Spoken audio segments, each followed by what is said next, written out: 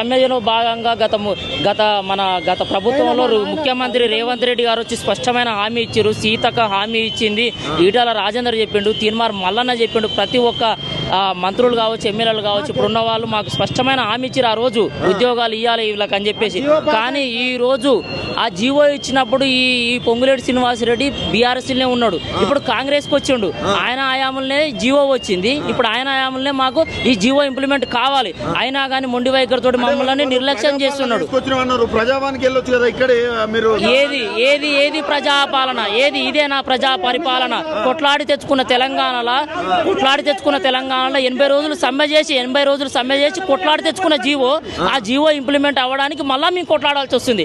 Already 70% implement అయిన GO ఇది. మిగిలిపోయిన 3700 మందికి ఉద్యోగాలు రావాలి. ఈ ఉద్యోగాల కోసం మేము ఇంకా కొట్లాడాల్సి వస్తుంది. ఈ కొట్లాటలో భాగంగా 2 సంవత్సరాల నుంచి నిరీక్షించినా కానీ స్పందిస్తలేడు. గత ప్రభుత్వం ఉంటే మీకు జాబులు వచ్చేసి